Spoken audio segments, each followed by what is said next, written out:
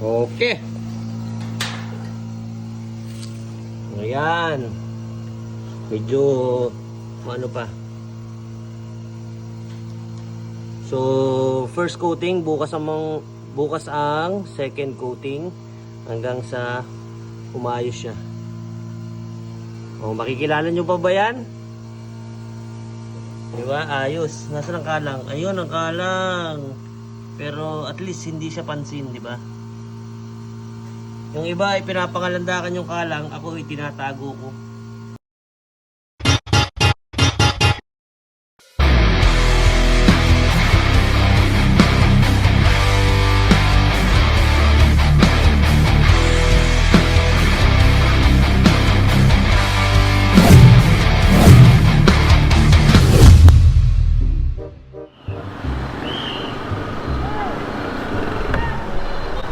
Galit na. Nakagagalit. Kanina ka pa lang dyan eh. Natutulog ka na dyan. Nako. Kaya dyan ka pa magsaing ha. Natulog na pala. Natulog na eh.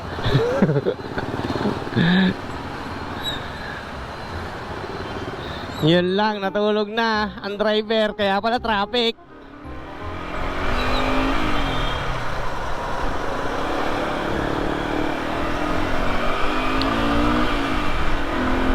Itong mahirap dito sa Maynila eh, laging traffic. Paano ka makakapangarera dito? Nagalit yung gwardiya. Ganun dapat.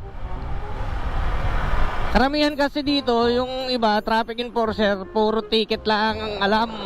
Yun, gwardiya, tumutulong lang yun. Tumutulong lang sa pagda-traffic, pero tingnan nyo naman.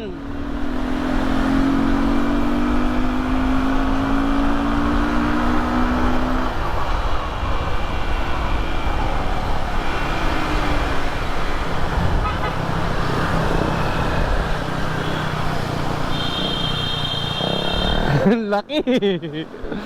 Ang laki ng truck sa likod. Kaya nga, hindi basta-basta nakakapreno. Dito tayo sisingit.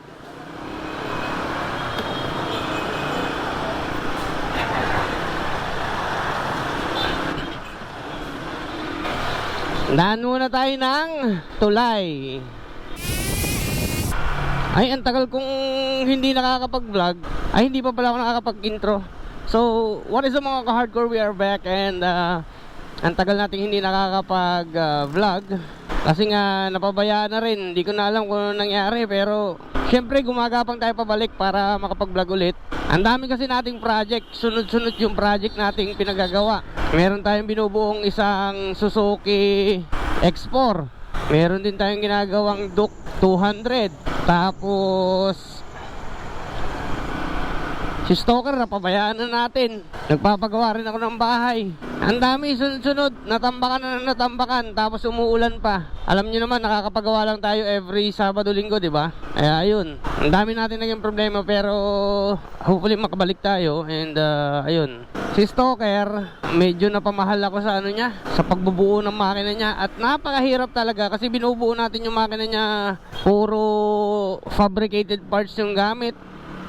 Black ng bangka,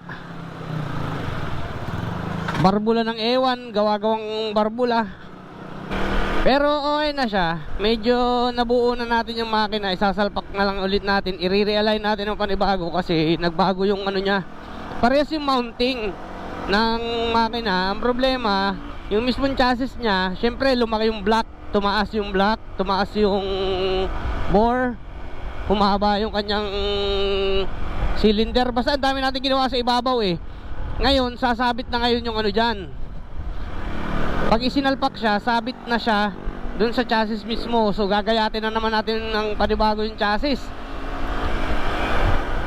Ang dami na naman natin gagawin.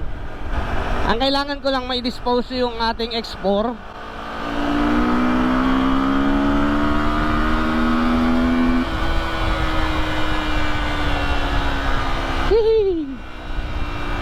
Ang X4, kailangan natin yang mabuo na, matapos na natin yan.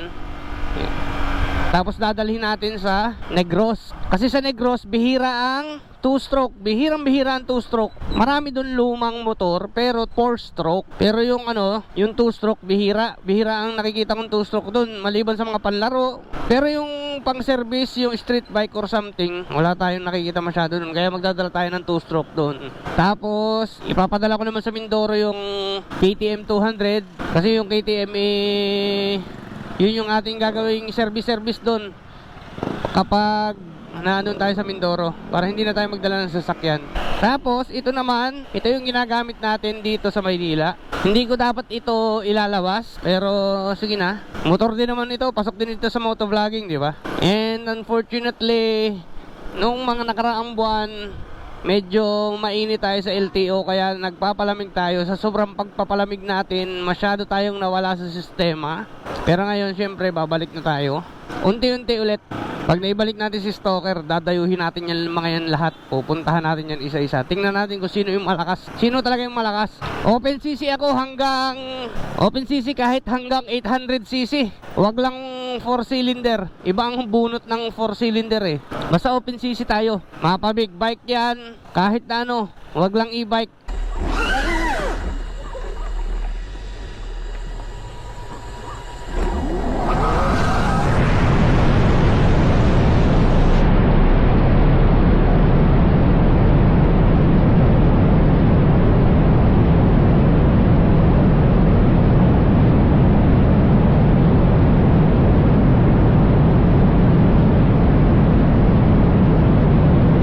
Takot na tayo sa e-bike, ibang hugot ng e-bike. Tapos ang e-bike, pag nagyaya, gusto short run. Eh syempre, yung motor natin, binuo natin, hindi pang short run. Pero bubuuin na rin natin yun kung kayang pumalag ng 400 meters hanggang 1 kilometro short na yun, di ba?